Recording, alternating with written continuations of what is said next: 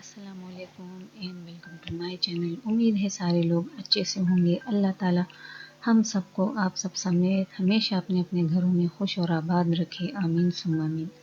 तो जैसे कि आप लोगों को वीडियो में नज़र आ रहा है, आज मैं आप लोगों के साथ बिस्किट्स की रेसिपी शेयर करने जा रही हूँ। केक जो है वो तो बन ही जाता है, लेकिन बिस्किट्स और ब्रेड्स ये थोड़ी सी टेक्निकल चीज़ें हैं, छोटी छोटी बातें हैं कि जिनका ख्याल रखना ज़रूरी है। तो वीडियो को स्किप मत कीजिएगा, गौर से देखिएगा। सारे के सारे जो पॉइंट्स हैं मैं वो आप लोगों के साथ शेयर करूंगी तफसील के साथ, तब कहीं जाके आप लोगों के बिस्किट्स भी इंशाल्लाह इसी तरह से बनेंगे। लेकिन उससे पहले वीडियो पसंद आती है तो लाइक करें, शेयर करें। चैनल पे नए हैं तो प्लीज़ इसको सब्सक्राइब करें। तो चलिए हम लोग अपनी रेसिपी को शुरू करते हैं। तो इसके लिए मैंने यहाँ पर एक प्याला जो है वो ले लिया है, और ये मेरे पास तकरीबन 3/4 कप से थोड़ा सा ज़्यादा घी है। आप इसको बटर में भी बना सकते हैं, लेकिन हमारे घर में इसको घी के फ्लेवर में ज़्यादा पसंद किया जाता है, तो मैं घी ही इस्तेमाल कर रही हूँ। अगर आप लोग यहाँ पर नोट करते चलें तो जो घी है वो अच्छा खासा जमा हुआ है। तो इसको मैंने फ्रिज में रखा था, और फ्रिज से निकाल लेने के बाद इसको मैं बीट कर रही हूँ। आप लोगों ने भी ठंडा बटर या घी जो है वो इस्तेमाल करना है, क्योंकि वो पहले से सेमी सॉलिड होगा या नरम होगा, तो जब बीटर की वजह से उसमें गर्मी आएगी तो वो मज़ीद आप लोगों का फैल जाएगा वो घी या बटर, और फिर आपके पास रिज़ल्ट वो नहीं आएगा जो कि एक्चुअल में हम लोगों को चाहिए। तो इसलिए इसको पहले ठंडा करना है। ठंडा कर लेने के बाद हमने इसको बीट करना है। बिस्किट्स उसको बनाने के लिए जो डो का टेम्परेचर होता है वो बहुत ज़्यादा ज़रूरी चीज़ है। अगर आप सही से टेक्सचर चाहते हैं अपने बिस्किट्स का, तो इसलिए इन तमाम बातों को अपने जहन में रखते हुए और इनको फॉलो करते हुए आप लोग जो बिस्किट्स वगैरह हैं या ब्रेड्स हैं उनको बेक करें। तो जैसे कि आप लोगों को इस वीडियो से अंदाज़ा हो रहा होगा, इसमें टाइम जो है वो लग रहा है, क्योंकि ये अच्छा खासा सख्त हो चुका है। लेकिन मैं फिर भी इसको इसी हालत में बीट कर रही हूँ। मैं इसके नरम होने का बिल्कुल भी इंतज़ार नहीं करूँगी। बीटर की गरमाइश से ये खुद ब खुद गर्म भी हो जाएगा और ये नरम भी हो जाएगा। अब यहाँ पर इसने थोड़ा थोड़ा क्रीमी होना शुरू कर दिया है। तो जब ये कदरे क्रीमी हो जाए तो इसके बाद ये मैं इसमें शामिल कर रही हूँ चीनी, जिसको मैंने पीस लिया है। पिसी हुई चीनी इस्तेमाल करेंगे, दानेदार इस्तेमाल नहीं करेंगे। और इसकी क्वांटिटी है आधा कप। तो आधा कप चीनी जो है वो मैंने शामिल की है, यानी 100 ग्राम, और 200 ग्राम के करीब मेरे पास ये घी है।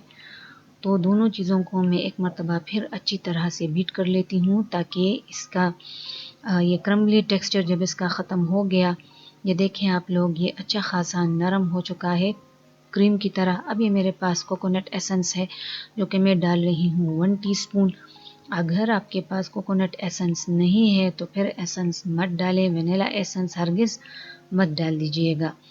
तो यहाँ पर ये वाला एसेंस वो मैं डाल दूँगी।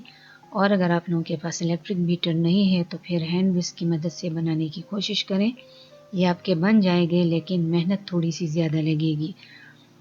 तो यहाँ पर एक अदद अंडा जो है वो मैं इसमें शामिल करूँगी, और अंडा जो है वो पूरा जाएगा, उसकी सिर्फ सफ़ेदी या फिर जर्दी नहीं जाएगी। पूरा अंडा जो है वो इसके अंदर मैंने शामिल किया। और अब मैं इन तमाम चीज़ों को इतना बीट करूँगी कि एक स्मूथ क्रीमी टेक्सचर जो है वो हमारे पास बन जाए। टेक्सचर जो है वो क्रम्बली नहीं होना चाहिए, बल्कि एक स्मूथ क्रीम की तरह इसका टेक्सचर जो है वो आ जाना चाहिए। जब अंडा अच्छी तरह से इनकॉर्पोरेट हो जाए इस घी वाले मिक्सचर में, तो तब इसके बाद हम लोग इसमें बाकी की चीज़ें शामिल करेंगे। तो मेजरमेंट का ख्याल जो है वो रखें, और सही मेजरमेंट के साथ अगर आप लोगों ने इस रेसिपी को फॉलो किया तो इंशाल्लाह आपका रिज़ल्ट जो है वो बेहतरीन आएगा। अब इसकी बीटिंग जो है वो कंप्लीट हो चुकी है।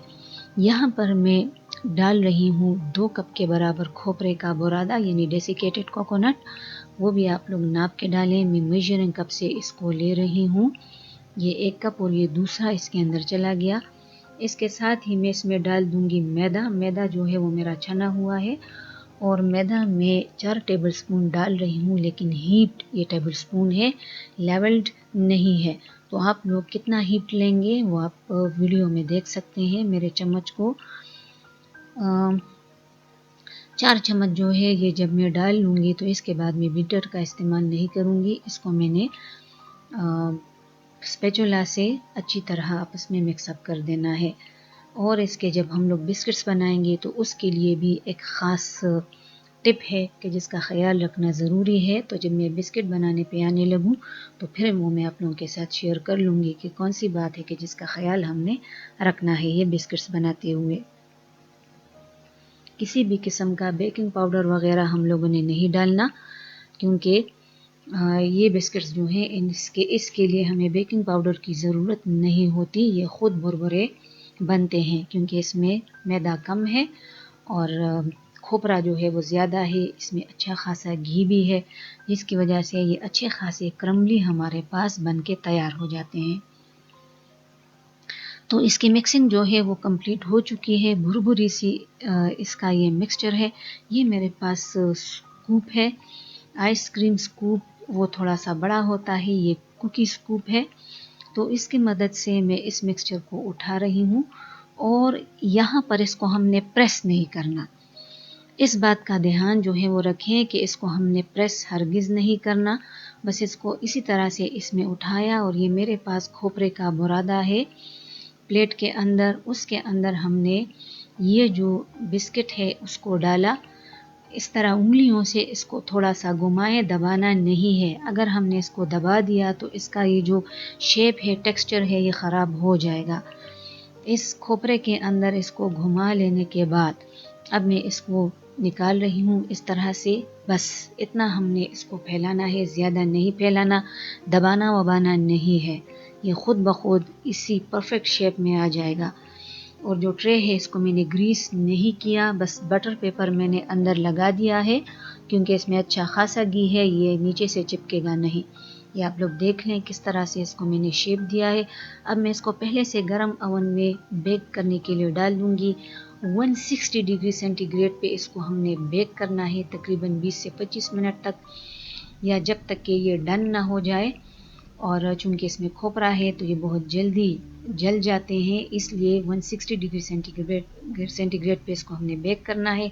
उम्मीद है कि आप लोगों को ये जो रेसिपी है पसंद आई होगी। पसंद आती है तो लाइक करें, शेयर करें, चैनल पर नए हैं तो सब्सक्राइब करें। वीडियो देखने का बहुत बहुत शुक्रिया।